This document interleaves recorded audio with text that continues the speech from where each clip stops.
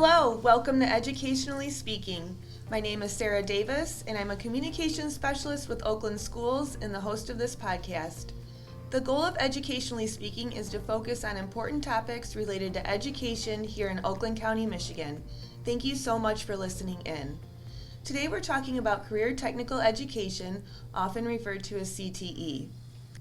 According to the state of Michigan, jobs related to information technology, STEM, construction trades, and healthcare are all examples of occupations projected to be in high demand in our state through 2026. So what are we doing to prepare today's students for our current and future economy? At Oakland Schools, we have 4 main campuses throughout Oakland County, which we call our Oakland Schools Technical Campuses, or OSTCs. These schools are specifically designed for educating students who have an interest in a CTE field. So we're going to spend this episode getting to know what is offered at these campuses and discuss why students should attend. Here with us today to talk about this important subject is Amy Gole, Dean of our Oakland Schools Technical Campus Southeast in Royal Oak, and Martin Kaye, Dean of Oakland Schools Technical Campus Southwest in Wixom. Also joining us today is Nihal Suthakar, a senior at Clarenceville High School and a second-year student in the Engineering, Robotics, and Mechatronics program at our Southwest campus. Thank you all for being here today. Thanks for having us. Thank you. Thank you. So first we're going to start with Marty and Amy. Can you describe for us what exactly an Oakland Schools Technical Campus is? So OSTC is simply an extension of your high school within Oakland County. We have 4 locations that service all of Oakland County. By attending your high school for half of the day and an OSTC campus the other half of the day, you're experiencing a full academic day. We offer 18 programs which are developed around occupational areas containing different but related career training options for students. All programs also have some sort of academic credit in math and or science embedded or integrated into the CTE program. The programs are designed to facilitate learning, allowing students to manage their instructional plan. Students that attend OSTC have the opportunity to participate in WorkBased Learning, which is really like an opportunity for them to engage in some sort of internship while they are a high school student. Students are provided the opportunity to earn industry-based certifications in all programs. And pre-apprenticeship and early middle college programming is also part of the OSTC experience as well. Okay, what kinds of programs are offered at OSTC? Well, as Marty said, we have 18 different programs. So at the different campuses, most of the offerings are the same. So basically the first is agri-science and environmental technologies. We also have automotive technology, collision repair and refinishing, computer networking, computer programming, construction technology, cosmetology, criminal justice, culinary arts and hospitality, cybersecurity networking, energy and electrical technology, engineering, robotics and mechatronics, entrepreneurship and advanced marketing, health sciences, machining, medium heavy truck and equipment, visual imaging, graphic design, and welding. That's a lot of different programs. Can we talk a little bit about how you decide what programs are offered at OSTC? Sure. We make it a priority to offer programs at our 4 technical campuses that are what we call high wage and high demand. We consider what industry demand is and support building that pipeline for our business and industry partners. For example, a couple of years ago, we began to explore this new medical pathway within our health science program, specifically at the Southeast campus.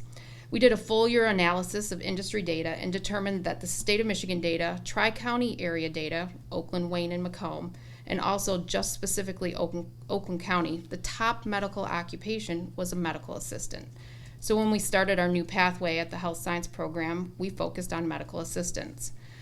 One of the critical roles that career and technical education does is helping build that pipeline for our future industries. It's important that we offer programming that connects directly with our industry. Okay, so there's a lot of thought that goes into deciding what you put at these campuses. Definitely. So Nicole, you're a second-year engineering, robotics, and mechatronics student. Can you tell me what led to you attending OSTC in the first place? Well, I first started off OSTC in computer networking. I went in a field trip during my freshman year, and I saw how amazing OSTC was. I knew for a fact that I would definitely join.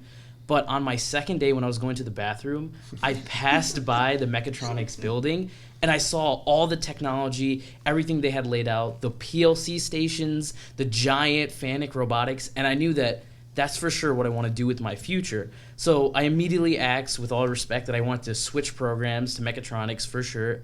And I first talked to the mechatronics teacher, and I also knew that that would be a good fit because when I first met him, he was pretty loose and pretty understanding.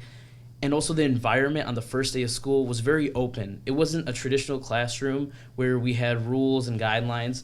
We were told to do specific things, but afterwards we could go into what we liked and what we learned and what we wanted to do with our lives, which I really admired and appreciated a lot. Can you talk a little bit about the mechatronics program specifically? What is it that you do there? So for first years, everybody has to go hands-based on a few of the engineering concepts like soldering skills, circuit designs, CAD programming. And for your second year, or sometimes even in the second semester of first years, we can expand on the field that we most enjoy personally, because no one's going to be the exact same engineer. There's going to be so many different types. The first year is just to give us the fundamentals and the basics. And our first second years is when they start going to certifications and making sure they're experts in the field that they want to be. Right now, I'm studying PLCs, and I'm going to be writing my certification exam this week. And I know that two of my other friends, they just got their CAD certification, and they're one of the best builders digitally for our first robotics team as well. And we're going to talk a little bit more about the certifications later, but what are some of the things that you've learned through your program? One of the biggest skills that I've learned is definitely electrical systems, understanding circuits and also how to create like a working circuit boards, also PLCs. The coding helped me work with also CMD programming and Java programming, which is definitely one of the biggest skills. That sounds amazing. So Amy and Marty, where are these OSTC schools located at? So like we mentioned before, there are 4 campuses in Oakland County. The southwest campus is located in Walled Lake, really in Wixom, but right on the border of Walled Lake and Wixom. And that campus hosts students from Clarenceville, Farmington, Huron Valley, Novi, South Lyon, Walled Lake, and also West Bloomfield. Okay. And the southeast campus is located in Royal Oak, and we enroll students from Berkeley, Birmingham, Bloomfield Hills, Clawson, Ferndale, Hazel Park, Lamphere, Madison, Oak Park, Royal Oak, Southfield, and Troy. And the Northwest campus is located in Clarkston, and the students they serve come from Brandon, Clarkston, Holly, and Waterford. And the 4th campus is the Northeast campus, and that's located in Pontiac. And Pontiac, that campus partners with Avondale, Lake Orion, Oxford, Pontiac, and Rochester. Okay, what does a typical day or schedule look like for these students, and how do students manage going between their sending school and OSTC? So the way we describe it is that students basically attend half of their day at OSTC and half of their day at what we call their home high school. They're with us for 2.5 hours, and they earn 3 credit hours during that time, which, as noted, takes up about half of their school day. We have 2 sessions, one in the morning and one in the afternoon. The morning sessions typically start at 7:30, 7:45, a little bit different in each building, and the afternoon sessions typically start around 11:15, 11:20, or 11:30. The other thing is that we do provide transportation from each sending district to each of the OSTC campuses. So if students cannot drive because some of their high schools are a little bit far away, they are able to hop on the bus both to our campus and then back to their school so that they can make it home on the bus home. Okay, so it sounds like everything's pretty much figured out in terms of students getting the best that they can from both their home school and OSTC. They're not missing out on any type of curriculum. In fact, it's adding to it. They're not missing out on anything, and in fact, it's really just becomes substitute electives for them. So rather than taking, say, drama or jewelry or statistics or something their junior or senior year, they take mechatronics, engineering, robotics, and mechatronics, which would serve as those 3 elective credits, either for their entire junior year only, or for both their junior and senior year, or even just for their senior year, because they can come as juniors and seniors, or just juniors, or just seniors. Okay, and Nihal sort of touched on this already, but what are some of the real-world benefits that students get from attending OSTC? So there's lots of different benefits. One of the main benefits are the instructors. So the students are taught by certified instructors that are both highly qualified in the field of education, but also in their industry. So our industry experts and our instructors are required to maintain contact throughout the year. So this partnership that we have with our industry experts actually allows our instructors to stay up to date in their field, so that we make sure that we're offering curriculum and programming that's relevant to what's going on in industry at that point in time. One of the other things, and this is something that Nihal mentioned previously, is the ability to earn certifications. So our students have the ability to earn industry-recognized certifications in each of our programs. So some examples of those things are like OSHA, ServSafe, multiple ASE certifications that link with our automotive area, certified nursing assistants, certifications with the FANUC robot, Java. All of our health students leave with the American Heart Association, the BLS healthcare provider, certified ethical hacker. Those are just some of them. Actually, last year, our students earned over 3,000 certifications alone. So we really do put a lot of emphasis on the certifications. That's one of the priorities for our students, is that they leave with those certifications. Another really cool thing that kids get to do is they get to participate in what we call co-curricular student organizations. These are things like Business Professionals of America. You hear people call it BPA, Skills USA, HOSA, and DECA. Those are just to name a few. With these organizations, students are able to provide an opportunity to demonstrate their knowledge in this particular area. They get to do different activities, events, they go to competitions. And then students that are successful actually get to directly connect with employers and then earn certifications. We also have a couple of other activities that link with our programs. First Robotics and Okra. Those are also very, very heavily participated in with our students and provide such an amazing opportunity for our kids. Another area that kids get a huge benefit from is our work-based learning. So we have a whole continuum. So it's things like field trips, job shadowing, internships, and of course employment. Some of our industry partners that we work with on a regular basis is Beaumont Hospital, Oakland County Water Resource Commission, Dean Sellers, McLaren, Suburban, the Waterford Fire Department. So those are all places where our students get to go and be employed. Some of them are paid opportunities and some of them are non-paid. And then we also have a ton of field trips. We get to do some really cool things where we're taking kids to like Little Caesars Arena, StockX, and even Google. So the opportunity for the students to participate in these work-based learning opportunities is huge. It provides them with options that they don't get to have at their normal high school. And I would say finally, the one thing that you'll hear kids say a lot is the benefit to them is being able to attend classes with kids that have the same interests as them. There's not the same feel as their home high school because you're bringing in kids from 3, 4, 5, 12 different schools, and they're getting to interact and connect and network and find time to be with kids that like the same things that they do. And that's a really cool thing for these kids. And I would just add one thing at the end of that, that Amy said. Among many things students say they like about our school, one of them is that ability to meet people from many different schools.